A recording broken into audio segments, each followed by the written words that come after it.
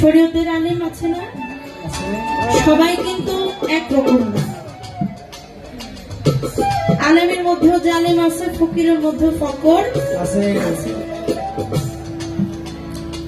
বাবা বুঝে পাগলার মাজার ভাঙা হয়েছে না? হয়েছে তো? আপনারা হ্যাঁ বা না বলেন। হয়েছে? আচ্ছা, এই মাজারটা কারা ভাঙছে? কোন পাগল ভাঙছে? মারিফতের কোন পাগল ভাঙছে? ফকির ভাঙছে? মারছে কারা? ভাঙছে কারা?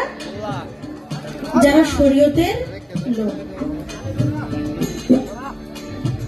এটা ছাড়াও যারা শরীয়তের কিছু মানুষ আছে, তারা বিভিন্ন মাজারে গিয়ে পাগল ফকিরদের উপরে খুব হামলা, খুব মারধর, তাদেরকে পবিত্র করে। তুমি কতদিন গোসল করো না, তুমি নামাজ পড়ো না, তোমার ওযু নাই, তোমার পবিত্রতা নাই। মানে একটা পাগলকে শরীয়তের আলেম পবিত্র করে গোসল করে। আপনারা দেখেন নাই সোশ্যাল মিডিয়ায়? একজন পাগলকে শরীয়তের আলেম গোসল করায় পবিত্র করে। তাই সাধক রজব আলী দেওয়ান সাহেব তার কালামের মধ্যে বললেন, নাপাক পানিতে জন্ম হয়, ইহা শরীয়তে কয়, পানি দিয়া ওযু করলে তাতে কি পাক হয়?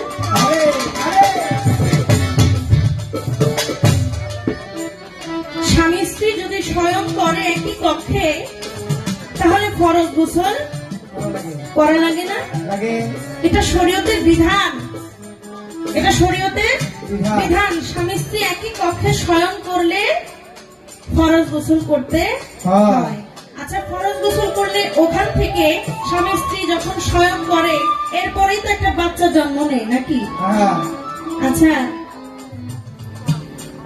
একটা ফোঁটা পানি বের হওয়ার জন্য যদি গোসল করা লাগে, ওই পানিতে আমার জন্য, আপনার জন্য, সোনার জন্য নাকি? আচ্ছা, ওই পানির জন্যই তো গোসল করা লাগে। আচ্ছা, তাহলে ওই পানিটা যদি অপবিত্র হয়, তাহলে আমি কি পবিত্র? এটা আপনার কাছে আমার একটা প্রশ্ন, যে শরীয়তের বিধানে স্বামী স্ত্রী একই কক্ষে শয়ন করলে ফরজ গোসল করা লাগে, তাহলে আমি তো ওই পানিতেই জন্ম, তাহলে কোন পানি আছে পৃথিবীতে, সেই পানিতে আমি পবিত্র হইতে? এটা আমি আমাকে দিব।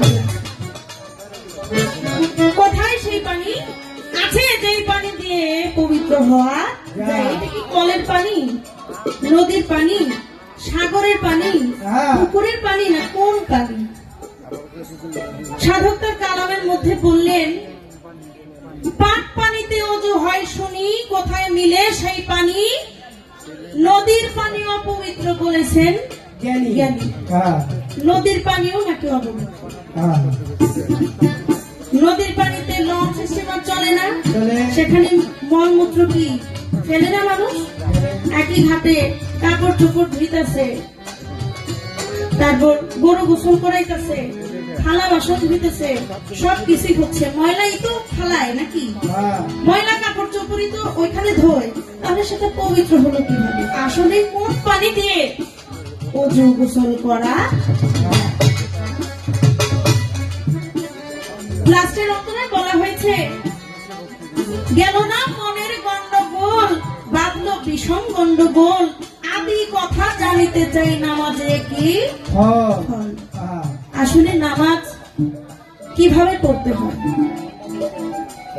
আর সঠিক পদ্ধতি কি, আর সঠিকভাবে পড়লে তার ফলটা কি, আমি আপনার কাছে এই ছোট্ট করে প্রথমবারের মতো জানতে চাই।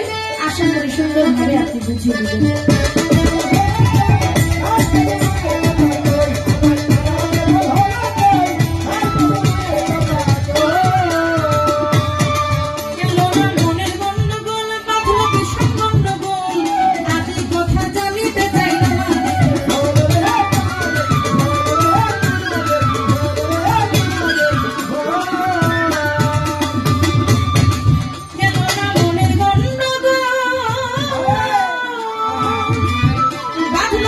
গন্ডগোল